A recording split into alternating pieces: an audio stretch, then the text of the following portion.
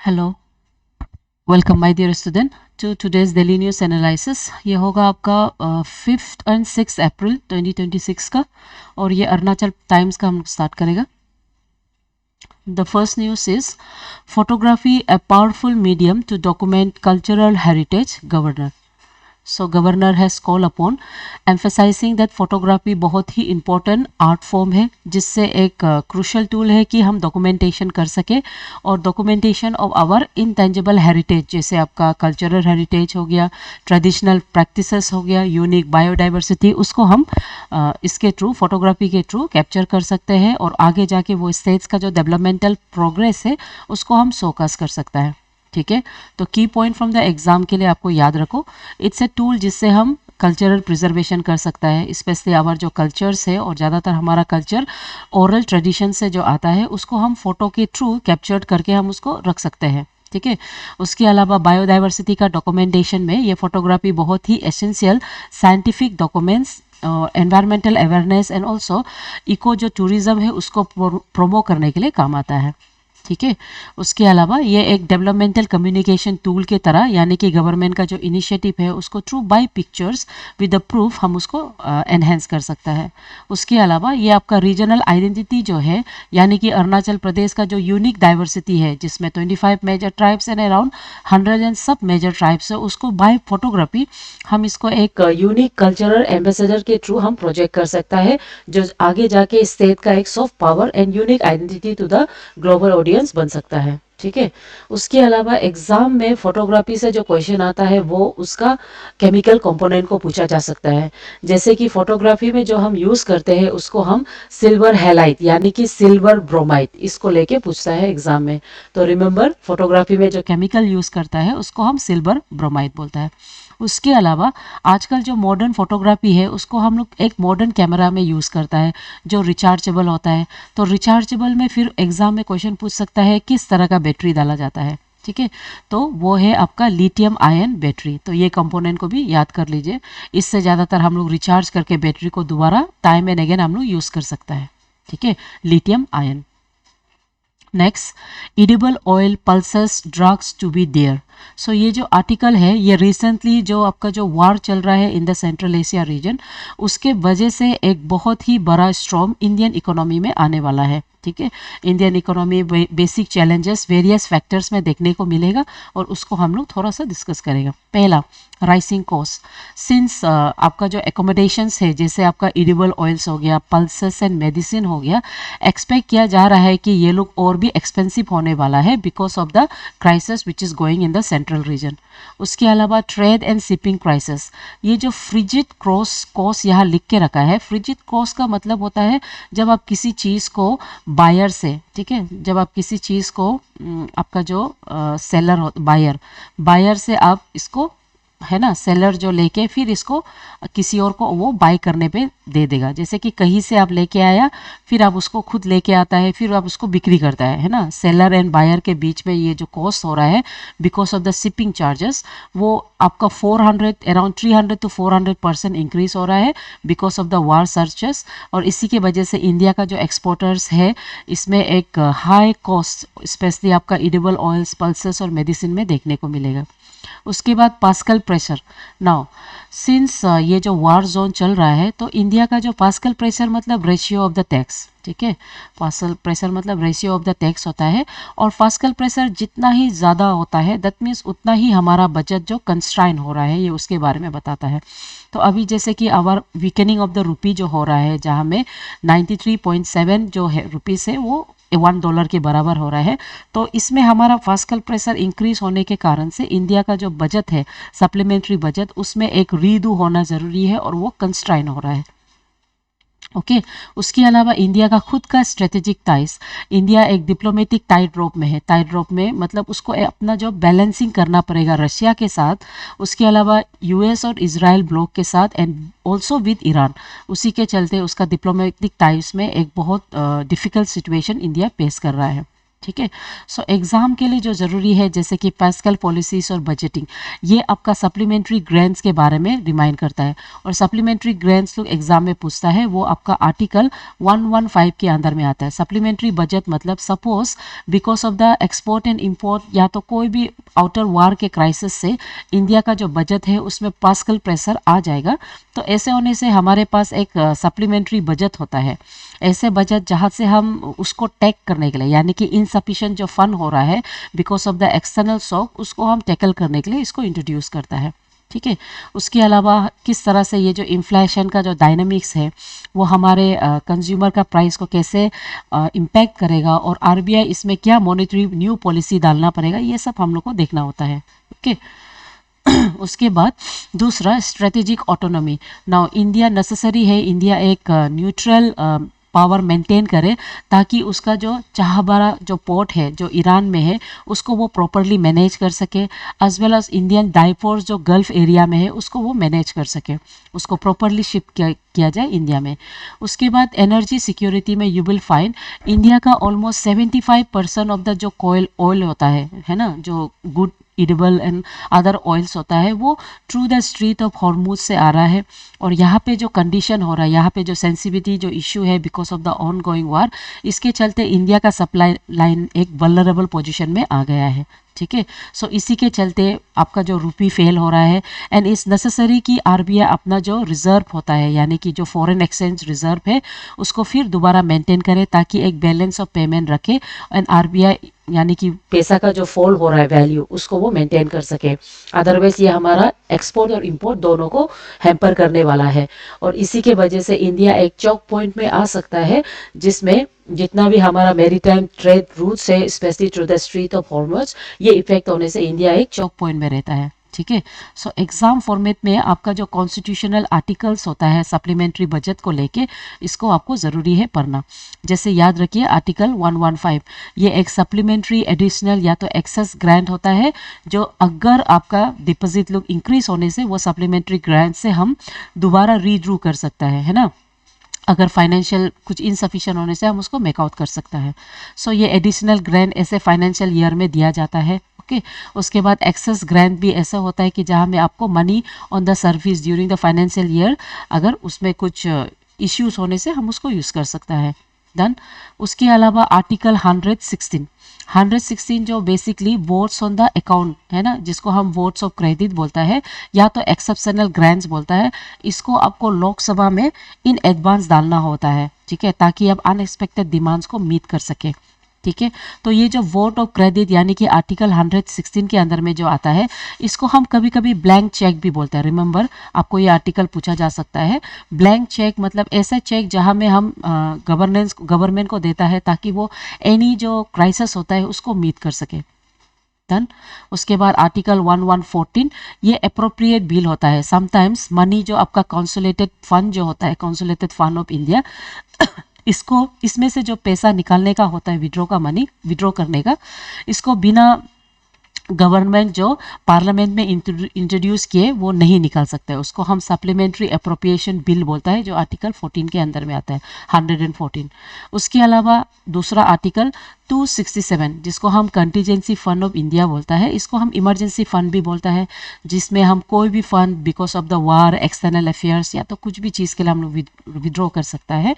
और ये बेसिकली आपका डिस्पोजल ऑफ द प्रेसिडेंट के अंदर में रखा जाता है, जिसमें ज़्यादातर आपका जो फाइनेंस मिनिस्टर वो इसको ख्याल करता है on behalf of the president. ठीक है। उसके बाद Mopin celebrated across state with traditional gaiety. ना Mopin festival one of the major festival of the Galo community, ये फेस्टिवल हर districts in Arunachal Pradesh has been celebrated, जिसमें जो मोपिन दिगो आनो है उसको हम लोग प्रे करता है, एंड वो सिंबलाइज करता है harmony with nature and community spirit को। ठीक है। तो एग्जाम में मोपिन गालो ट्राइब का यही आपको एग्जाम के लिए पढ़ना है। ओके। और यहाँ पे हम लोग प्रॉस्पेरिटी और फर्टिलिटी के लिए गॉडेस दिगो आनो को प्रे करता है। सो इसमें आपका जो डांस होता है फ्लॉक डांस पोपुल उसको किया जाता है। उत जो राइस फ्लोर होता है उसको हम लोग स्मेयर करता है, और ये जनरली आपका अप्रैल महीना में किया जाता है। ठीक है। सो कुछ mythologies related to this festivals ये है कि ये जो एक ऐसे फेस्टिवल है जहाँ पे जो मोपिनान पहली बार Abotani the first human being जिसको हम मानता है उसको किस तरह से एग्रीकल्चर क्रॉप्स को सो करता है वो सिखाया जाता है। ठीक है, तो ये गालो मैथोलॉजी के अनुसार ये ह्यूमन ओरिजिनली एग्रीकल्चर का इग्नोरेंस था, लेकिन मोपिन आना एलोंग विद अबोतानी को वो सिखा के और साथ ही साथ उसका डॉटर पिंकू पिंटर एंड दही तामी ये लोग सब मिल के एसेंशियल टूल्स जैसे कि पेडी मेज एंड मिलेट, ये ईच गॉड हर एक पेडी को रिप्रेजेंट करता है लाइक दिस। ठीक है, सो ये लोग मिलके आपका जो सोरिंग जो एग्रीकल्चर का फेस्टिवल है उसको इनिशिएट करता है इन अर्थ होगा। Next, Mije Taku elected as APSU president.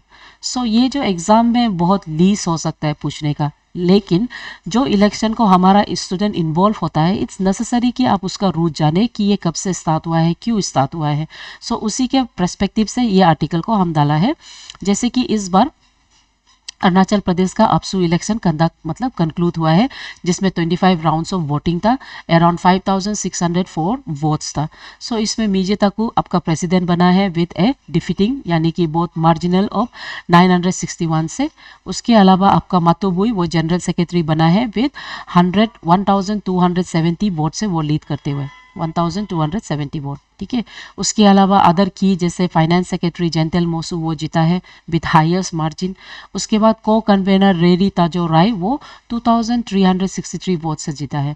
सो अपसू एक बहुत ही सिग्निफिकेंट एपेक्स स्टूडेंट बॉडी है अरुणाचल प्रदेश जो बहुत सा स्टेट का सोशियो पॉलिटिकल लैंडस्केप को इन्फ्लुएंस करता है और बहुत सा पॉलिसी जैसे कि indigenous right, border issue and education को लेके वो वर्क करता है।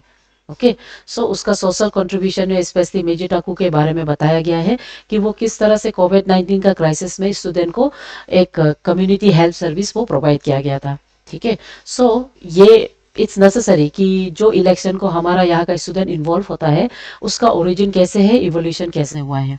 ठीक है, सो एग्जाम में मोस्ट प्रोबेबली पूछा नहीं जाएगा, लेकिन फॉर जनरल अवेयरनेस इसको सबसे पहले 1940s में ये ओरिजिनेट होता है एज ए आदि missing student union. Later on इसको हम लोग मार्क करता है as all NEFA student union in 1959। ठीक है, उसके बाद 1959 के बाद जब नेफा को हम अरुणाचल प्रदेश बोल के री नेम देता है 1972, उसी समय में इसको फॉर्मली हम फिर से रीनेम करता है as all Arunachal Pradesh student union यानी कि अपसू। इसका मोटो है लर्न टू सर्व होगा और ये बहुत इंपॉर्टेंट बॉडी है जो बहुत मेजर इश्यूज लाइक चकमा हाजम इश्यूज को लेता है एंड अपना इंडिजिनियस ट्राइबल आइडेंटिटी को प्रोटेक्ट करता है। सो इसमें जो ऑफिस बियरर है इनिशियली 1947 में जब ये फॉर्म हुआ था तो उसमें इसका president Dying Ering and GS secretary Matin Dai था।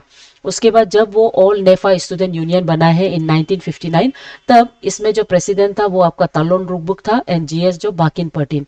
उसके बाद अपसू का जो पोस्ट रीनेम हुआ है उसके बाद जब से अपसू बोल के नाम स्टार्ट हुआ है उसमें पहला प्रेसिडेंट है तालोमगांव, उसके बाद इकेन रिबा जीएस। ठीक है, ये इसका क्रोनोलॉजी है। Next, doctor Sindhik honoured with award. Now ये आर्टिकल रिपोर्ट करता है कि doctor Taro Sindhik assistant professor of Hindi in Dera Natung college उसे ऑनर मिला है global diamond icon award of 2026। ये एक अवार्ड है जिसको बाबिया फाउंडेशन ड्यूरिंग अंतर्राष्ट्रीय मैत्री सम्मेलन जो हेल्ड हुआ है ज्ञान विहार यूनिवर्सिटी जयपुर में इसमें उसको रिकॉग्नाइज करते हुए स्पेशली उसका जो कंट्रीब्यूशन है for the promotion and enrichment of the Hindi language and culture उसको लेके प्रोमो करते हुए उसको ये अवार्ड दिया गया है। ठीक है, सो एग्जाम पर्सपेक्टिव में स्पेशली ये जो प्रोमिनेंट एकेडमिक फिगर है डॉक्टर तारो सिंधिक, इसके बारे में आपको याद मालूम होना है।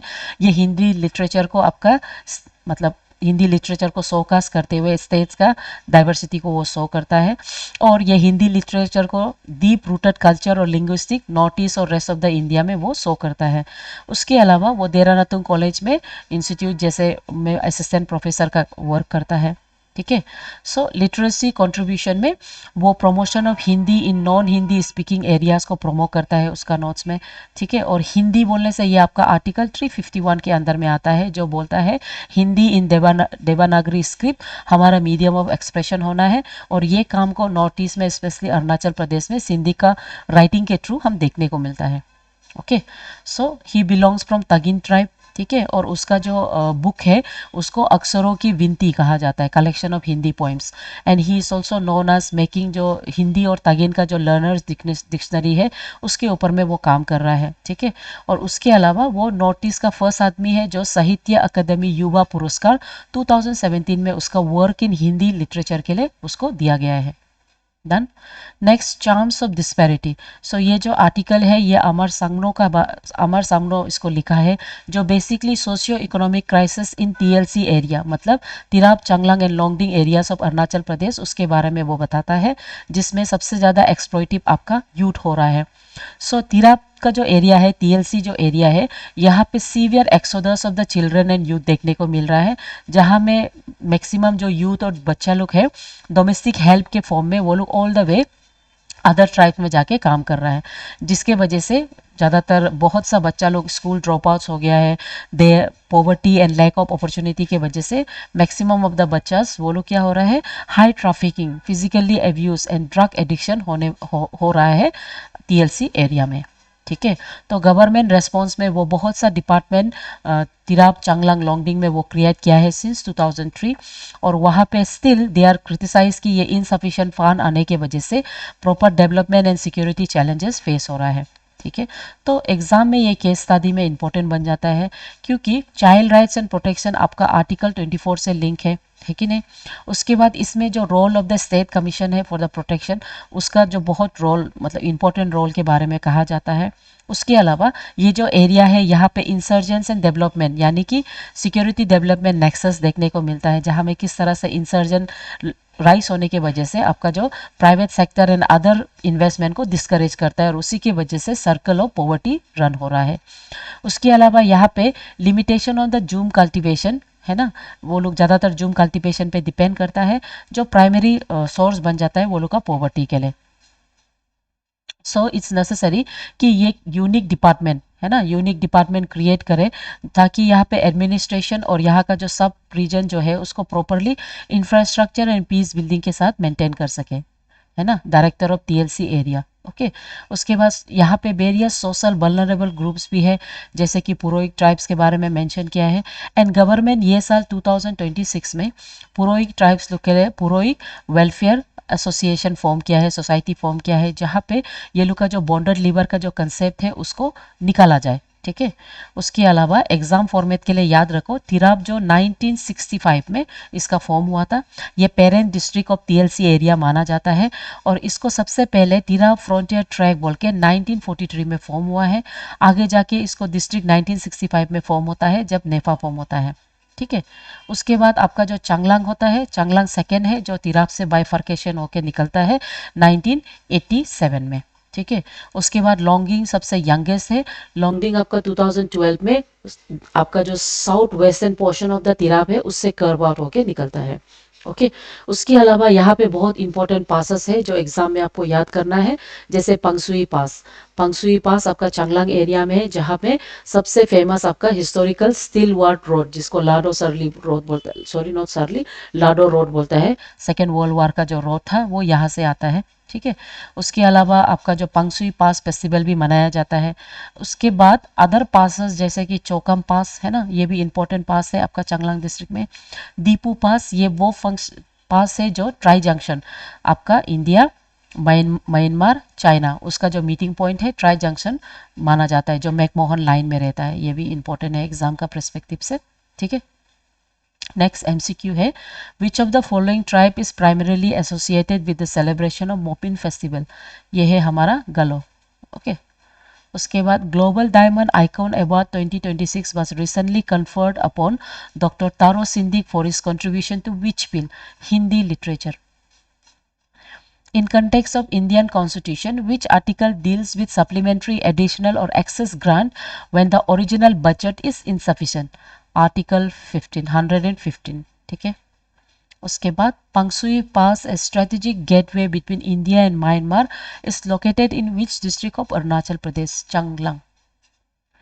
उसके बाद which development was established in 2003 specifically to address development and security challenges in Tirap, Changlang and Longding? ये है आपका department of Tirap Changlang and Longding का।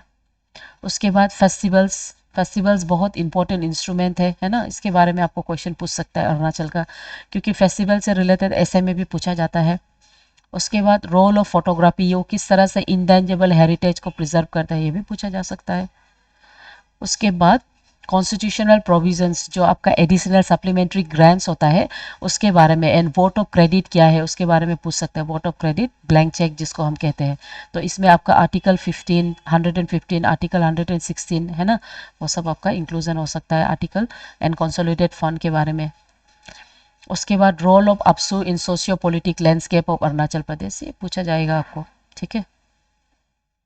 उसके बाद टीएलसी एरियाज में जो इंसर्जन और इन द अंडर डेवलप है उसको किस तरह से हम प्रिवेंट कर सकता है, what are the root cause of the exodus and child labour in this area, ये क्वेश्चन पूछा जा सकता है, ठीक है।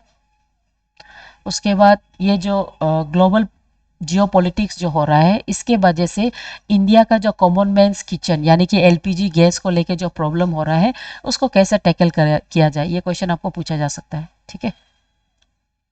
You are never too old to reinvent yourself. Steve Harvey. So with this thought, thank you, my dear student. Keep studying and keep following the news. Thank you.